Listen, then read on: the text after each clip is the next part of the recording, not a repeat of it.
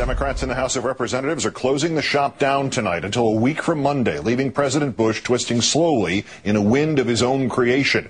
Our third story in the countdown, the FISA bill and the retroactive immunity for the telecom giants that helped Mr. Bush illegally eavesdrop on Americans will thus just sit there, unacted upon, not even a temporary extension, which the Republicans and Mr. Bush refused, despite the president's threats that if the bill is not passed by Saturday, there would be a breakdown in counterterrorism surveillance and plagues of locusts and stuff.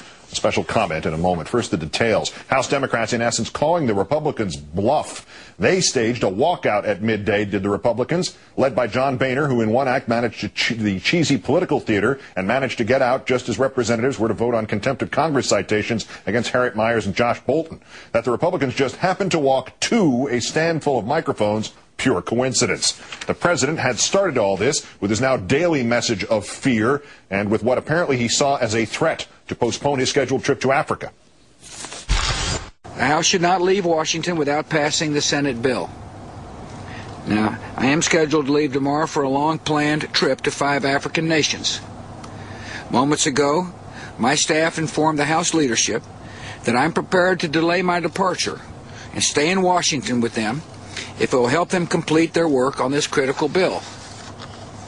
The lives of countless Americans depend on our ability to monitor terrorist communications.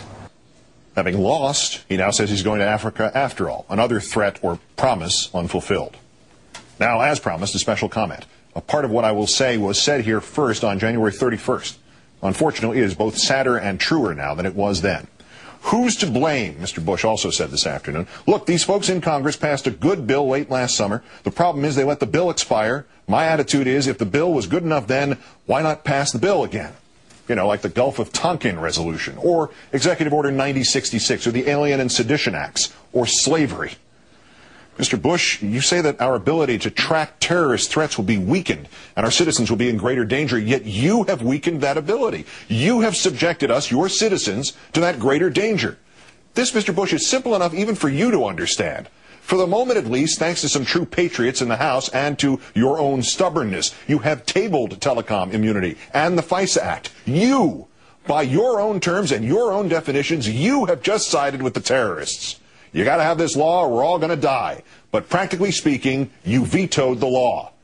It is bad enough, sir, that you were demanding an ex post facto law which could still clear the AT&Ts and the Verizons from responsibility for their systematic, aggressive, and blatant collaboration with your illegal and unjustified spying on Americans under this flimsy guise of looking for any terrorists who might be stupid enough to make a collect call or send a mass email. But when you demanded it again during the State of the Union address, you wouldn't even confirm that they'd actually done anything for which they deserved to be cleared. The Congress must pass liability protection for companies believed to have assisted in the efforts to defend America. Believed. Don't you know? Don't you even have the guts Dick Cheney showed in admitting they did collaborate with you? Does this endless presidency of loopholes and even fine print extend here too? If you believe in the seamless mutuality of government and big business, come out and say it. There is a dictionary definition, one word that describes that toxic blend. You're a fascist. Get them to print you a T-shirt with fascist on it. What else is this but fascism? Did you see Mark Klein on this newscast last November? Mark Klein was the AT&T whistleblower, the one who explained in the placid and dull terms of your local neighborhood IT desk how he personally attached all AT&T circuits, everything, carrying every one of your phone calls, every one of your emails, every bit of your web browsing into a secure room number 641A at the Folsom Street facility in San Francisco, where it was all copied so the government could look at it. Not some of it, not just the international part of it, certainly not just the stuff that some spy, a spy both patriotic and telepathic, might able to divine had been sent or spoken by or to a terrorist. Everything. Every time you looked at a naked picture, every time you bid on eBay, every time you phoned in a donation to a Democrat. My thought was, Mr. Klein told us last November, George Orwell's 1984. And here I am, forced to connect the Big Brother machine. If there's one thing we know about Big Brother, Mr. Bush, it's that he, well, you, are a liar. This Saturday at midnight, you said today, legislation authorizing intelligence professionals to quickly and effectively monitor terrorist communications will expire. If Congress does not act by that time, our ability to find out who the terrorists are talking to, what they are saying, and what they are planning will be compromised. You said that the lives of countless Americans depend on you getting your way. This is crap. And you sling it with an audacity and a speed unrivaled even by the greatest political felons of our history.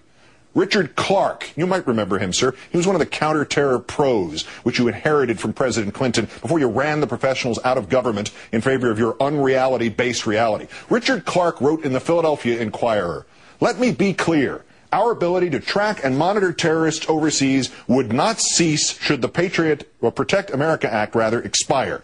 If this were true, the president would not threaten to terminate any temporary extension with his veto pen.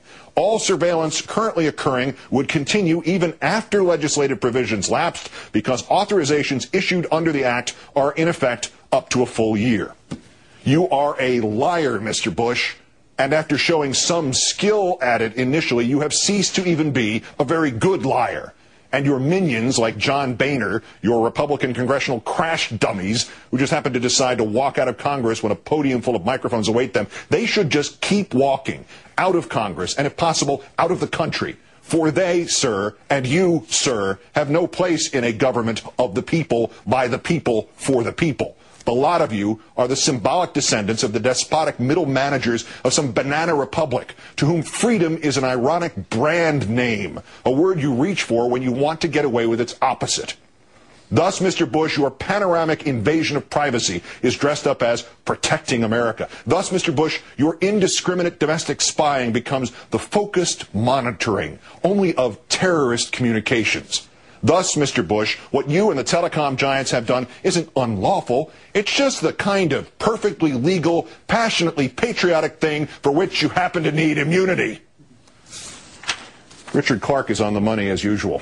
That the president was willing to veto this eavesdropping means there is no threat to the legitimate counter-terror efforts still underway.